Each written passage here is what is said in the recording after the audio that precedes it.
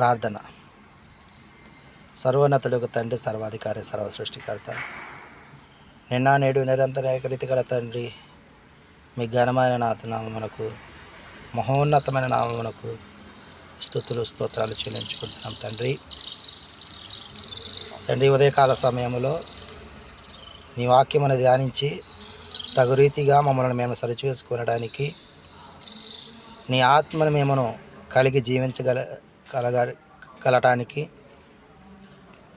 మీరు మా ఎడల కృప చూపిస్తూ, సహాయం చేస్తూ, బలపరుస్తూ, జ్ఞానాభివృద్ధి కలుగజేస్తున్న విధానం బట్టి మీకు స్తుతులు స్తోత్రాలు చెల్లించుకుంటున్నా. మరి ఉదయకాల సమయంలో మేము నేర్చుకున్న విషయాలను గురించి, ధ్యానించిన విషయాల గురించి మరి ఒకసారి జ్ఞాపకం చేస్తున్నందులకై మీకే స్తుతులు స్తోత్రాలు చెల్లించుకుంటూ, ఈ మా మనవులను మా రక్షకుడి మోక్షకుడి నజరేయుడైన యేషువా మెస్సీయ నామమున పొందుకుంటున్నాం తండ్రి. ఆమేన్. యెహోషువ గ్రంథాన్ని మరి ధ్యానించుకున్నాం. యెహోషువ గ్రంథంలో మనం ఏమేమి ధ్యానించా అనే విషయాలను మరొకసారి జ్ఞాపకం చేసుకుంటున్నాం. ఇజ్రాయేలీయులు మోషే తర్వాత మా నాయకుడైన యెహోషువ నేతృత్వంలో కానాను స్వాధీనపరుచుకోవడం గురించి ఈ యొక్క యెహోషువ గ్రంథము వివరిస్తుంది.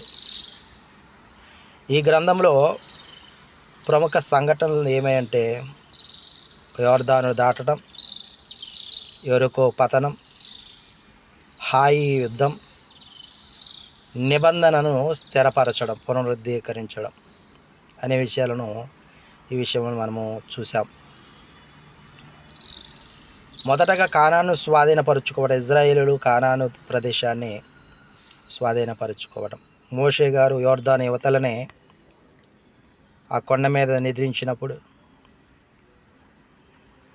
ఈ యొక్క యెహోషువ, నూను కుమారుడైన యెహోషువను ఇజ్రాయేలీయులకు నాయకునిగా మరి ఎలోహిం వారు ఏర్పాటు చేసి ఈ కానాను దేశాన్ని స్వాధీనపరుచుకోవడానికి మరి వెళ్తున్న సందర్భాన్ని మనం చూసాం. తర్వాత చిట్టీల ద్వారా స్వాస్థ్యముల పంపకం చూసాం. యోర్దానుకు తూర్పునున్న ప్రాంతం, యోర్దానుకు పడమనున్న ప్రాంతం, ఆశ్రయపురాలు, లేవీయుల పట్టణాలు, తూర్పు ప్రాంతాల గోత్రాల వారి స్వాస్థ్యాలకు తిరిగి వెళ్ళడం, యెహోషువ వీడ్కోలు సందేశం, షెకెము వద్ద నిబంధన పునరుద్ధీకరణ, ఇవన్నిటినీ కూడా యెహోషువ గ్రంథంలో మనము ధ్యానించి ఉన్నాం.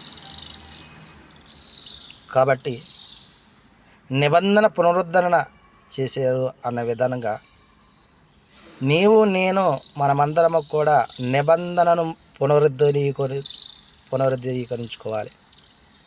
దేని ద్వారా అంటే మన యొక్క మనసులను, మన యొక్క హృదయాలను, మన యొక్క ఆలోచనలను ఎలోహిం వారికి అప్పగించడం ద్వారా, ఆయన ఆజ్ఞలను, కట్టడలను, విధులను ఆచరించడం ద్వారా, ఆయన మాటకు భయపడటం ద్వారా. కాబట్టి ఇవన్నీ విషయాలు వారు చేశారు. కాబట్టి వారందరూ కూడా, ఇజ్రాయేలీలందరూ కూడా యెహోషువ గారితో నిబంధన చేశారు. కాబట్టి విగ్రహార సంబంధమైన, లేదంటే వారి మధ్యలో నివసిస్తున్నటువంటి ఇతర దేవతలను పూజించేవారు సాంగత్యం చేయక, వారితో వియ్యం అందకుండా, సజీవుడైన అదోనై వారు చేసినటువంటి క్రియలను మేము నమ్మి ఉన్నాము, చూచి ఉన్నాము. కాబట్టి ఆ ఎలోహిం వారే మా సర్వశక్తిమంతుడు అని ఇజ్రాయేలు నిబంధన చేసినట్లుగా మనం చూసాము. అదే విధముగా మనము నిబంధన చేసుకొని ఎలోహిం వారిని అనుసరించినట్లయితే అప్పుడే మనలో మనము నిబంధనను పునరుద్ధీకరించుకునే వారిగా ఉంటామని, తద్వారా మనము వెలుగుమయముగా మారగలమని, మన జీవితాలు అనేకులకు మార్గదర్శకంగా ఉంటాయని ఎలోహిం వారు ఈ కొన్ని మాటలు మనకి ప్రేరేపించి, హెచ్చరించి, మరి మనకి బలపరిచినట్లుగా మనం చూస్తున్నాం. మనము ఆయనకు ఆయన ఏవైతే ఏర్పాటు చేశాడో, ఏవైతే కోరుకుంటున్నారో వాటిని చేసే వారిగా ఉండాలని కొన్ని మాటలు పరమ తండ్రి మన వెనుకల్లో ఫలింపచేయునుగాక. ఆమేన్.